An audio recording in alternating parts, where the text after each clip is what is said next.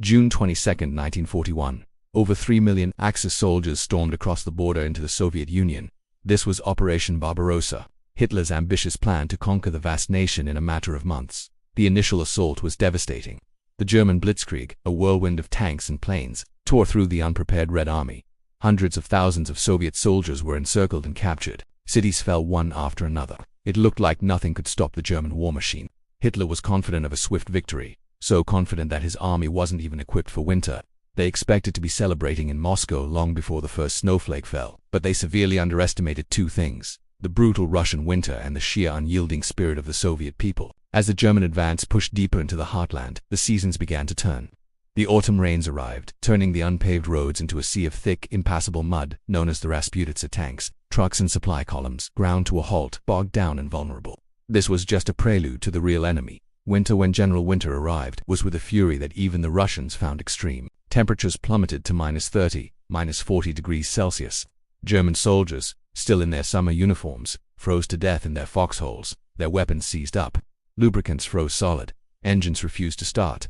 The mighty German panzers were reduced to frozen steel coffins. This was a war of survival, and the Germans were losing. While the invaders were freezing, the Soviets were fighting back with a strategy born of desperation and resilience. They employed a scorched earth policy, destroying anything that could be of use to the advancing enemy.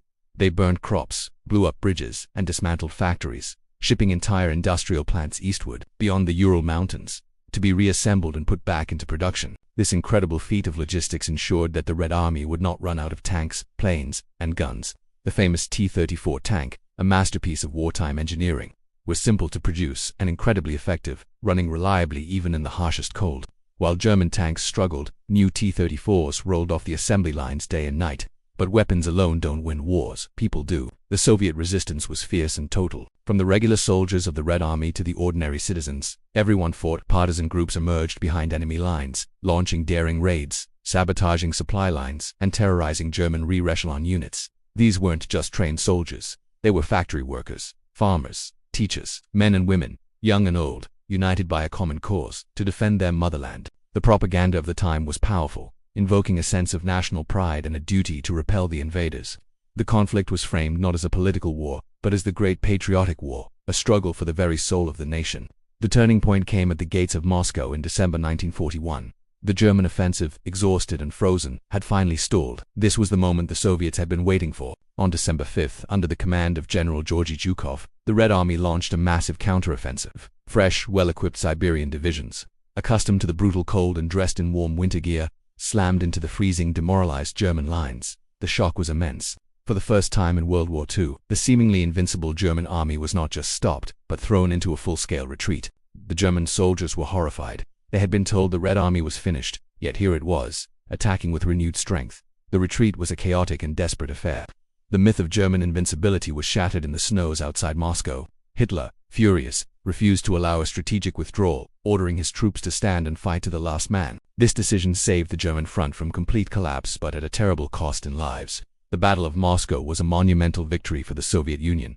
It boosted morale across the Allied world and proved that Hitler could be beaten. But the war was far from over. The next year saw the focus shift south, towards the city of Stalingrad. Hitler was desperate for the oil fields of the Caucasus, and Stalingrad was the key. What followed was one of the most brutal and decisive battles in human history. The fighting was street by street, house by house, even room by room. The city was reduced to a smoldering ruin, a hellscape of rubble and death. Soviet defenders, immortalized by the cry "not one step back," clung to the west bank of the Volga River with incredible tenacity. Once again, as winter closed in, the Soviets prepared their masterstroke. Operation Uranus was another massive counter-encirclement to Soviet pincers snapped shut around Stalingrad, trapping the entire German Sixth Army, over 250,000 men. Hitler, in another fatal display of arrogance, forbade them from breaking out, promising to supply them by air. The airlift was a catastrophic failure. Trapped in the frozen cauldron, the German soldiers starved and froze. By February 1943, the last remnants surrendered. Stalingrad was more than a military victory. It was a psychological death blow to the Third Reich.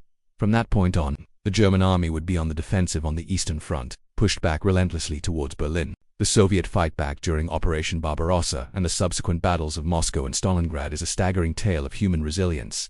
They faced an enemy that seemed unstoppable and suffered losses on a scale that is almost impossible to comprehend. Yet they harnessed the power of their vast land, their industrial might, and the unyielding spirit of their people. They turned their greatest weakness, the harsh winter, into their greatest weapon. The frozen fury of the Soviet winter and the fiery resolve of its people combined to stop Hitler's invasion in its tracks and ultimately pave the way for the downfall of his regime. It's a powerful reminder that, in war, determination, adaptation, and the will to defend one's home can overcome even the most formidable of foes. Thank you so much for watching.